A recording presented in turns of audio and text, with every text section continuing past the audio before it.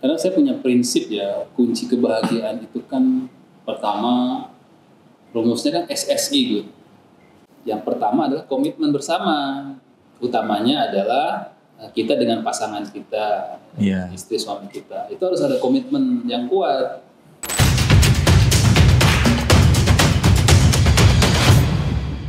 Kami Pak, keluarga besar BPS Aceh sangat mendoakan dan mendorong karir Bapak agar bisa melanjutkan ke tahap selanjutnya Pak. Amin. Mungkin dari situ Pak, dari doa kami itu, ini kita dapat info nih bahwa Pak Dadan ini sebelumnya sudah pernah mengikuti bidding. Waktu itu bidding untuk jabatan apa Pak? Saya hitungannya sudah apa baru ya? Saya 2 kali ikut bidding ya. Oh sudah 2 kali Pak? 2 kali ya, untuk jabatan Kepala BPS Provinsi. Kepala BPS Provinsi. Pertama untuk formasi Provinsi Aceh. Nah yang terakhir Kepala BPS Provinsi Kalimantan Selatan. Ya alhamdulillah saya baru masuk ke 6 besar dua-duanya. 6 besar dua-duanya. Wah ini prestasi loh Pak dari BPS Aceh. Buat saya sih ya sudah inilah. Itu dua-duanya diikuti waktu di BPS Aceh kan Pak? Iya, waktu di BPS Aceh ya. Ya karena secara kepangkatan dan syarat-syaratnya kurang lebih sudah terpenuhi waktu di BPS Provinsi Aceh. Iya. Biasa sih kalau mendengar pengalaman teman-teman yang lain kan ada sudah berkali-kali ikut. Iya. Hasil gitu. Ya setidaknya ya alhamdulillah lah 2 kali ikut bisa tembus sampai 6 besar ya. Bagi pribadi saya sih ya sudah lumayan lah buat saya. Iya. Ya mudah-mudahan ke depan bisa lebih baik gitu. Kalau kami melihatnya Pak, Pak Dadan sudah pernah mengikuti bidding itu menurut kami sebuah prestasi loh Pak. Jadi atau enggaknya menurut kami ya mungkin bisa lah Pak Dadan sharing ke kami. Kemarin tuh mungkin teman-teman kita bisa sharing waktu Pak Atko Mardianto, waktu Pak Sestama datang ke Aceh, beliau nanya nih, siapa nih, coba cita-citanya apa? Terus dari teman-teman BPS Aceh jawabannya keren-keren ya Pak. Ada yang mau jadi deputi, ada yang mau jadi kepala. Tapi ternyata untuk sampai ke tahap itu perlu loh ikut bidding, dan bidding ini nggak semudah yang dibayangkan ya Pak. Mungkin boleh nggak Pak Dadan sharing ke kami? Ya. Napak tilasnya gitu Pak. Ya kalau saya belum cocok Gun dijadikan referensi Gun ya. Iya. Karena belum banyak, dan kedua belum berhasil gitu. Ya intinya kepada adik-adik teman-teman semua ya sesuai inilah ya, sesuai levelnya lah kurang lebih ya. Iya. Ya, dan tentu harus keinginan tetap harus punya kan, keinginan, mimpi itu harus punya gitu. Ya, kita kan berawal dari mimpi itu kan. Iya. Kalau mimpi kita sudah dibatasi, ya saya cukup sampai di sini saja ya, nggak maju-maju kita kan. Iya benar Pak. Itu dari situ harus punya semangat ya. Semangat terus. Harus punya mimpi, semangat. Itu nggak cukup tuh, mimpi dan semangat nggak cukup. Nggak cukup. Kita harus punya kemampuan. Nah kemampuan harus ini ya. Asah kemampuannya Gun. Iya. Kemampuan itu kan banyak hal ya. Kalau teknis, kemampuan berkomunikasi, ya itu tentu sejalan juga ya dengan pengalaman ya. Itu ada teknis, komunikasi, pengalaman Pak ya. Pengalaman itu juga. Jadi pengalaman kan yang melatih kita kan. Iya benar Pak. Ya, kita tidak bisa pungkiri kan. Dan kita terus belajar, jangan berhenti gitu. Benar sekali Pak. Dimanapun. Karena kita sering mendengar kalau di kabupaten ini habis waktu kita untuk ngurus dokumen, ngurus hal-hal rutin. Nah itu yang ini. Saya tadi kan saya juga lama kan di kabupaten. Nah kalau saya apapun itu saya sempatkan waktu kapanpun itu untuk belajar gitu. Belajar apa saja.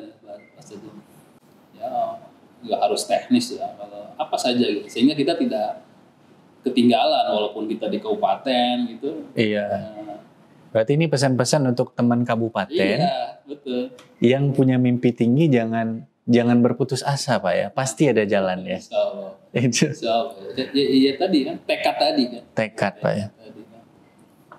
Nah gini Pak, tadi Bapak cerita Bapak punya pengalaman yang pernah di Provinsi Medan, Provinsi Sumatera Utara, terus di Kabupaten, terus di Maluku Utara. Itu kan Bapak bekerja jauh dari keluarga Pak, merantau ke Maluku Utara selama 2,5 tahun Pak ya, kurang lebih segitu ya. Itu gimana sih Pak? Perasaan Bapak itu pasti sangat berat, tapi apa sih yang memotivasi Bapak gitu untuk bisa bersatu lagi dengan keluarga, untuk bisa mempertahankan keluarga? Karena ini saya pernah dengar nih Pak dari YouTuber, influencer lah. Dia bilang, tahu nggak sih kenapa pernikahan itu berat? Kenapa pahalanya besar? Karena ya mempertahankan keluarga itu berat Pak. Nah, Bapak boleh nggak share tips ke kita nih yang muda-muda, yang mau menikah, yang sudah menikah, apalagi yang STIS, yang LDR. Tipsnya seperti apa Pak gitu? Ya, tipsnya dijalani aja. Oke, ya memang semenjak ke Maluku Utara ya, Iya Pak. Provinsi Maluku Utara, ya saya memutuskan dengan berbagai macam pertimbangan, ya utamanya masalah pendidikan, kesehatan, keluarga ya. Jadi, iya Pak. Kami berkomitmen ya, keluarga nggak ikut, keluarga tetap di Medan. Keluarga tetap Pak. Di Medan ya. Jadi istilahnya bulog ya, saya bulog di Bujang lokal, bujang lokal. Tapi nggak saya sendiri, banyak gitu. Banyak. Banyak ya yang ya kabit-kabit, kemudian kepala provinsi sekalipun itu banyak gitu ya, jauh dari keluarga gitu kan. Ya sebenarnya tipsnya sederhana saja, bagaimana itu. Pertama, sebisa mungkin sebenarnya keluarga ikut tuh. Ya sebisa mungkin, kalau memungkinkan itu apapun ceritanya lebih baik gitu. Iya. Bersama keluarga. Itu sebenarnya. Tapi kedua, ketika tips yang pertama susah deh. Susah. Itu pilihan sebenarnya. Iya. Yang kedua, ketika harus memilih jauh dari keluarga, yang pertama adalah komitmen bersama. Utamanya adalah kita dengan pasangan kita, istri suami kita. Itu harus ada komitmen yang kuat. Kalau jauh, kondisi seperti ini. Jadi komunikasi lah Pak ya. Ya itu tentu pasti. Kalau komunikasi kan untuk menjaga komitmen itu kan salah satunya. Itu komitmen pertama itu harus ini sama-sama memakluminya. Tentu tidak mudah tuh. Iya. Misalnya saya waktu di Maluku Utara itu kan, tiba-tiba anak sakit, diopname, kan nggak bisa sewaktu-waktu kita pulang kan? Iya, benar Pak. Pulang kita perlu waktu yang agak lama, biaya juga dan sebagainya. Nah, itu pernah saya alami juga. Tapi ya itulah, komitmen saya bersama istri itu ya sama-sama maklumi lah, inilah kondisinya. Jadi ya setidaknya lebih kuat gitu kan. Kan intinya sebenarnya tubuh dan hati kita itu punya kemampuan untuk menyesuaikan diri. Nah, jadi memang kita harus menyesuaikan kondisi. Ya itu saya juga banyak mendengar gitu kan, ada teman-teman saya yang kalau ketemu kerjaannya cuma curhat aja kan. Masalah begini. Ya karena itu menurut saya seharusnya komitmennya kurang kuat antara kita dengan pasangan kita itu. Iya. Tapi sekali lagi pesan saya, kalau bisa diajak ya itu lebih baik ya. Iya, lebih benar baik, Pak. gitu. Jauh lebih baik. Jauh lebih baik. Siapapun dia, apapun jabatannya, kalau bisa bawa keluarga. Iya, kalau bisa bawa keluarga. Iya, Ya, benar. saya kan tadi pilihan ya, karena memang melihat pertimbangan tadi kan, pendidikan anak, ya, masalah kesehatan ya, kami bersepakat ya, keluarga tetap di Medan waktu itu. Maaf Pak, sebelumnya istri Bapak bekerja juga Pak? Ya istri saya sebenarnya aparat BPS juga. Nah, jadi ini saya punya pertanyaan jebakan Pak, ini nggak ada di list nih. Ini mohon maaf sekali kalau Bapak nggak berkenan jawab, kita skip. Tapi kalau Bapak berkenan ini sangat membantu sekali nih. apa tuh? Baru-baru ini kan ada peraturan Pak mengenai ya suami istri tidak boleh sekantor gitu. Menurut Bapak apa sih tanggapan Bapak gitu? Ya kalau saya karena sekarang nggak sekantor ya. Aman-aman aja Pak ya. Aman-aman aja ya. Iya. Ya, istri saya di BPS Kota Medan ya. BPS Kota Medan. Oh saya pernah sekantor waktu di Tapanuli Selatan ya. Pernah sekantor. Oh di kabupaten Pak. Waktu itu kan isu itu belum mencuat ya. Belum. Ya belakangan ada itu. Ya prinsipnya pertama kalau memang itu aturan formal ya mau tidak mau harus kita laksanakan ya. Iya. Laksanakan. Ya prinsipnya di kantor kita kan dituntut bekerja mempunyai sifat berakhlak itu kan. Iya. Ya, itu harus dijaga. Ya mungkin ada sisi positif negatifnya kalau pasangan kita satu kantor gitu kan tentunya. Iya. Dan memang ada juga ya kasus-kasus tertentu itu menunjukkan misalnya ada hal yang positif ya, ada hal yang justru dipandang menjadi yang kurang baik begitu kan karena suami istri di kantor itu. Ya walaupun kalau menurut saya sih ya menurut saya sih nggak terlalu bermasalah sebenarnya ya masalah dan itu masing-masing harus komitmen menjaga tadi ya profesionalisme itu kan dijaga. Tapi kembali kalau sudah aturan formal ya apa boleh buat tuh. Iya. Jadi istrinya satu kantor juga. Sekantor Pak. Oh, kan. Sekarang. Ya siap-siap lah Gun. Nah itu Pak, saya mengikuti jawaban aman Bapak yang tadi ya. Iya. Iya. Kita lanjut ke pertanyaan selanjutnya Pak. Nah, ada nggak keinginan Bapak nanti setelah di Sumatera Utara itu untuk ikut bidding lagi Pak? Ya, saya pikir kalau saya mengalir saja lah ya. Mengalir saja, wajar lah kita sebagai ASN ya. Bercita-cita memiliki karir yang terus meningkat, saya pikir wajar. Secara pribadi juga wajar. Dan saya juga menilai ya bukan kepedean ya. Saya juga mengukur juga ini kemampuan saya pikir ya tidak ada salahnya saya terus mencoba. Begitu. Jadi seolah ke depan kalau ada kesempatan yang memungkinkan Pak ya. Akan mencoba kembali. Siap. Kami sangat mendukung Pak Dadan untuk naik ke tingkat yang selanjutnya Pak. Tapi kalau pindah ke eselon 2 Kemenq gimana? Begini Gun, saya itu selama ini kan boleh dibilang Allah kasih rezeki itu sama kami, keluarga kami itu melalui BPS gitu. Jadi saya belum kepikiran gitu kalau ikut bidding di tempat lain ya. Iya. Ini banyak yang menyarankan misalnya di pemerintah daerah gitu kan. Iya. Ya, kemudian di kementerian lain kan banyak ya teman-teman kita yang misalnya di BKKBN cukup banyak kan. Iya, BKKBN, TNP 2K. Banyak gitu. Untuk saat ini saya belum berminat ya di belum berminat Pak ya. Saya masih di BPS aja kayaknya. Nah, kalau ikut bidding terus lulus nanti itu pasti kan bakal ya pindah lokasi lagi, adaptasi lagi. Itu gimana Pak? Apakah Bapak akan bawa istri, bawa keluarga? Nah, itu kan sudah kita lalui Gun ya. Kita sudah punya bekal Gun. Iya. Ya, gampang lah itu bisa kita atur nanti. Tapi kembali tadi tahapannya tetap sama, jadi komitmen tadi kan. Iya. Ketika memungkinkan ikut ya lebih baik ikut. Ya dulu kan pertimbangannya kan anak masih usia SMP, SMA kan. Kalau sekarang anak saya kan yang paling besar udah semester 4. Semester 4. Yang kuliah di Bandung ya, ITB kan. Yang kecil Pak? Kecil kelas 3 SMP. Oh 3 SMP. Ya, mungkin lebih mudah nanti lihat ininya kan. Iya, lebih enak. Ngaturnya mau di mana gitu. Nah, ini kan angan-angan Gun ya. Angan-angan ini. Rencana Gun ya. Kita visioner Pak.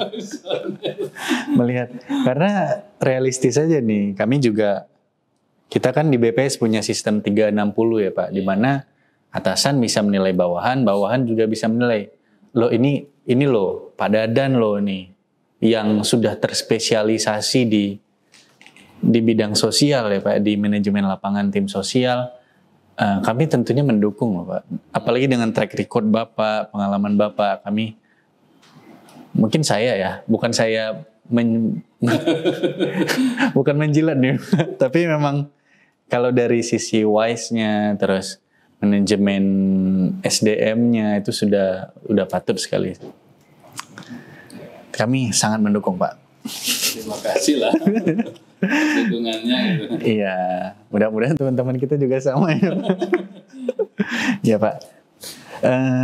Selanjutnya nih Pak, harapan visioner. Tadi kita udah coba visioner, tapi ada nggak sih harapan atau doa yang murni dari hati Pak Dadan yang paling dalam untuk karir Bapak ke depan dan keluarga itu seperti apa Pak? Ya, saya sebenarnya termasuk yang orang yang tipikal nggak terlalu ngoyo ya, jalani saja gitu kan. Karena saya punya prinsip ya, kunci kebahagiaan itu kan pertama rumusnya kan SSI gitu. Apa itu Pak? SSI ya. Bukan sarjana sains gitu. SSI itu singkatan dari sabar, syukur, ini satu paket ya. Satu lagi ikhlas gitu kan. Kurang lebih itu. Jadi selama ini yang saya pegang itu dalam menjalani hidup, dalam menjalani karir ya, berkeluarga dan sebagainya, itu yang saya pegang. Selama ini untuk mendapatkan sesuatu tidak mudah gitu. Iya. Ya saya mendapatkan semua itu dengan perjuangan gitu kan, dengan perjuangan, dengan kemampuan saya bisa mencapai lah level tertentu gitu kan. Iya. Artinya saya selalu banyak bersyukur, kemudian sabar terhadap ujian, tantangan itu, dan ya kita selalu bekerja,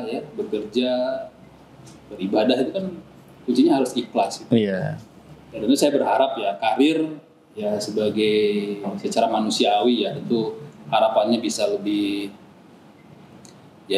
tinggi lagi lah gitu kan. Iya, ada peningkatan. Ada peningkatan dan keluarga juga semakin bahagia, sehat. Yang penting kalau saya sih barokah saja. Barokah. Sangat super sekali Pak. Kalau dari pendidikan Pak, Bapak kan AIS D3. Itu hitungannya udah D3 Pak ya? D3, habis itu D4 STIS. Terus MSI-nya ini dari mana Pak? MSI-nya dari USU. Dari USU. Dari USU jurusannya perencanaan wilayah, pedesaan dan perkotaan. Wah, sangat sosial sekali.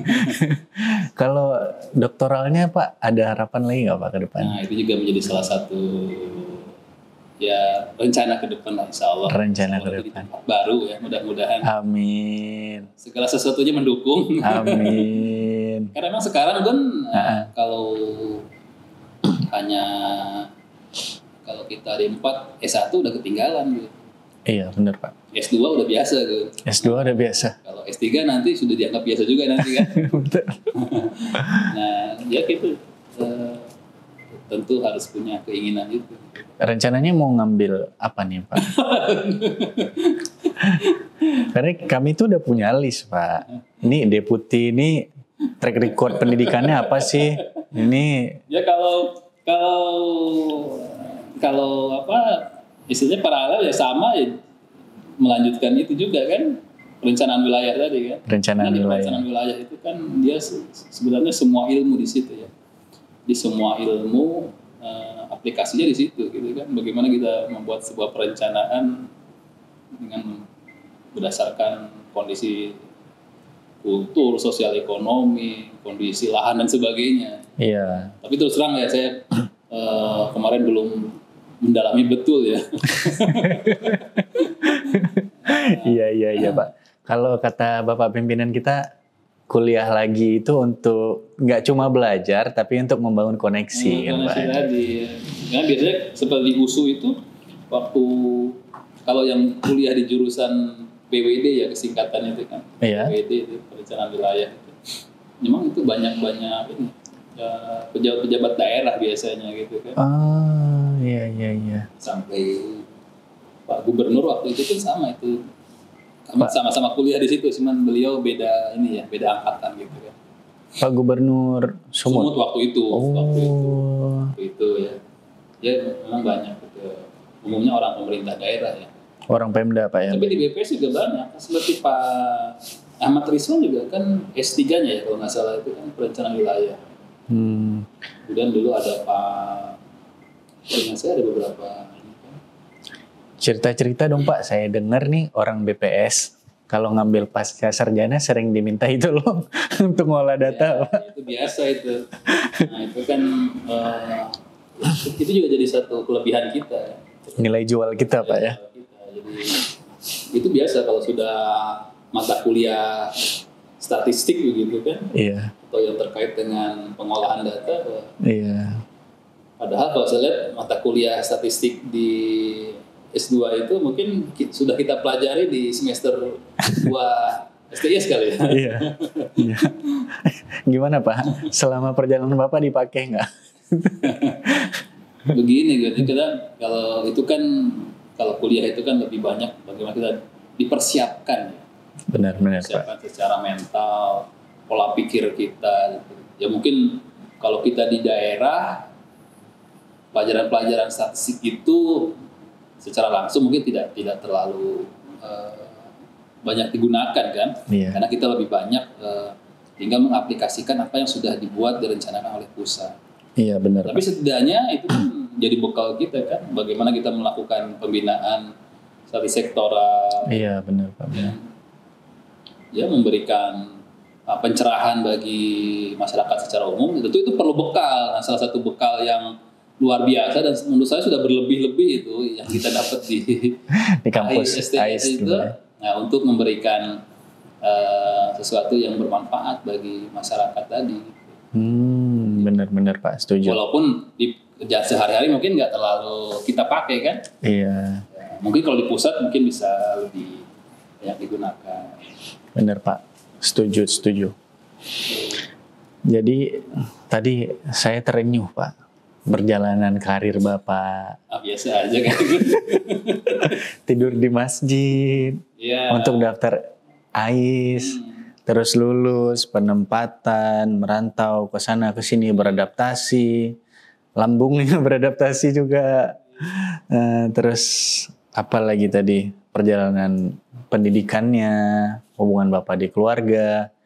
Dari semua itu Pak, saya yakin itu banyak pelajaran untuk yang bisa kami ambil, terutama untuk anak-anak BPS, sahabat data yang masih muda-muda. Itu boleh nggak Pak, Bapak ngasih satu pesan atau dua pesan ke kami Pak, terutama dalam karir dan kehidupan berkeluarga gitu Pak. Ya tadi ya kembali ya prinsipnya bagaimana tadi ya, SSI tadi tetap harus dipegang itu kalimat sederhana tapi memang harus dimaknai secara benar ya. SSI Ya, siap ya. Sabar syukur ikhlas gitu kan. Sabar syukur ikhlas. Nah kemudian secara spesifik terkait ya berkarir ya gitu ya. Berkarir. Pertama ya saya sampaikan ya kepada adik-adik saya utamanya, pertama kita harus memiliki rasa cinta kepada lembaga ini. Nah, itu. Kalau udah cinta kan apapun kulakukan demi kau gitu kan, nah, bahasanya kan. Bahasa orang Medan Pak ya. Jadi kita harus punya cinta kepada organisasi kita ini kan, kepada BPS ini ya. Ya kebetulan kalau saya istilahnya kerja di BPS, ya, dapat jodoh di BPS. Jadi anak saya itu dikasih istilahnya hidup itu ya dari rezeki melalui BPS gitu. Iya. Jadi kita harus memiliki rasa cinta kepada organisasi ini kan. Ya bisa saja kita berkiprah misalnya di tempat lain, tetap sebenarnya orang lihat itu karena BPS-nya itu. BPS-nya Pak. Orang tidak akan melihat kitanya kalau tidak ada label BPS-nya kan. Iya. Nah, jadi sekali lagi kita harus memiliki rasa cinta itu. Dari rasa cinta itu ya tumbuh nanti rasa kepedulian. Jadi peduli kepada organisasi kita. Ya. Kita tidak rela kalau melihat organisasi kita ada yang merusak, gitu misalnya. Iya. Dan penting juga orang kalau udah cinta tentu harus berkorban gitu. Nah, berkorban termasuk dalam karir tadi Gun misalnya. Jadi nggak ada cerita misalnya organisasi membutuhkan nanti Gunadi harus ditempatkan di kabupaten mana, saya nawar-nawar menolak, nah itu nggak ada cerita. itu kan sisi satu pengorbanannya gitu. Iya. Dan secara pribadi udah saya lalui gitu. Iya, betul Pak. Saya ingat betul ketika saya ditawarkan ke Tapanuli Selatan itu karena jauh tuh, dari Medan itu 12 jam. 12 jam. Wilayahnya luas seperti itu, berat lah tuh. Saya ingat betul kepala BPS provinsi waktu itu sampai mengucapkan terima kasih kepada saya karena mau ditempatkan di wilayah tersebut gitu. Nah waktu itu kan kita mau melaksanakan namanya P4B ya, pendaftaran penduduk pemilih dan berkelanjutan waktu itu P4B ya. Pemilu waktu itu. Kerjasama dengan KPU waktu itu ya, Pak. Kurang lebih itu. Iya. Jadi gitu. Di sana memang kurang SDM-nya ya. Yang memungkinkan saya untuk dikirim sana. Kalau orang melihat ngapain mau ke situ kan udah jauh. Iya. Tapi itulah Gun, tadi kan rasa cinta tadi. Cinta itu harus mau berkorban Gun. SSICPB. Sabar, Jadi harus mau berkorban. Berkorban untuk kebaikan organisasi kita gitu kan. Ya saya bukan sombong, saya sudah lalu itu juga kan, penempatan ke Medan, ya, ke Tapanuli Selatan, paling jauh ke Maluku Utara. Yang paling berat yang mana Pak?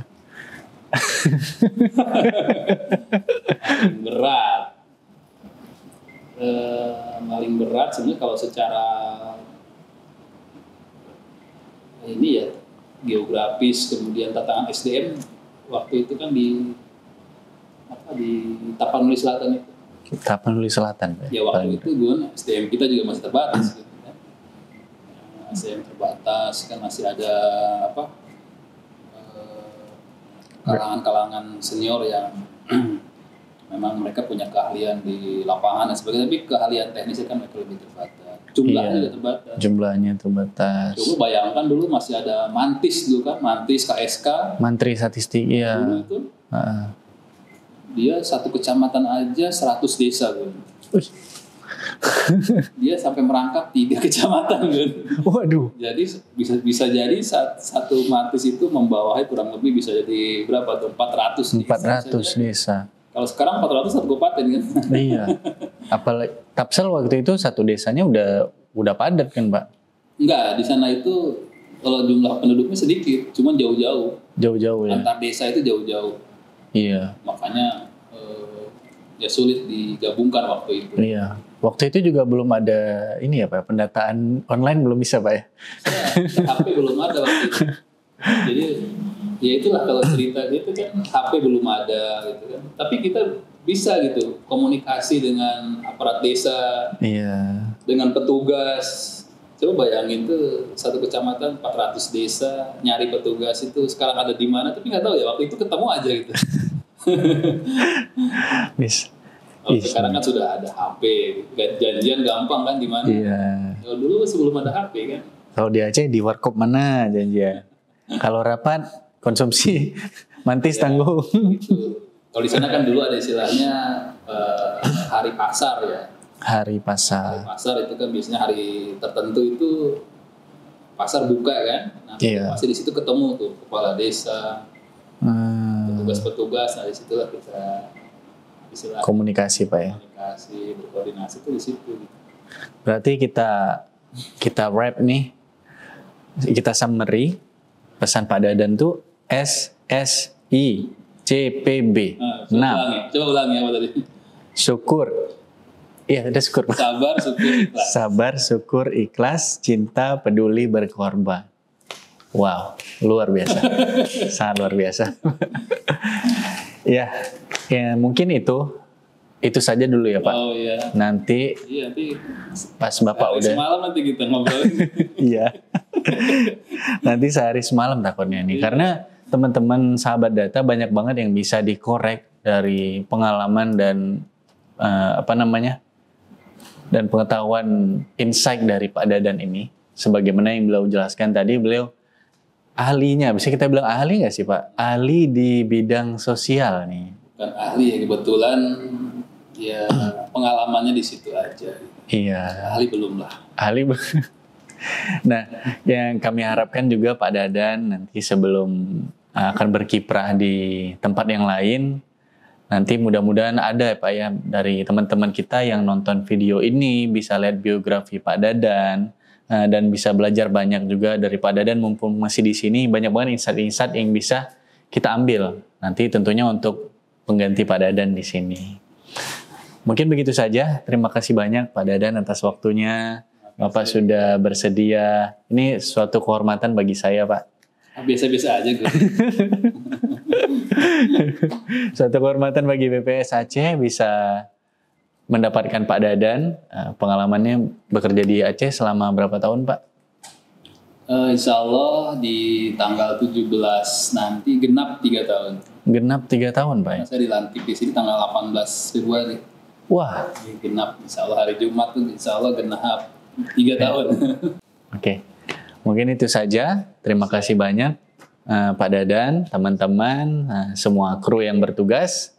Kami akhiri podcast Kopi Aceh hari ini. Wassalamualaikum warahmatullahi wabarakatuh.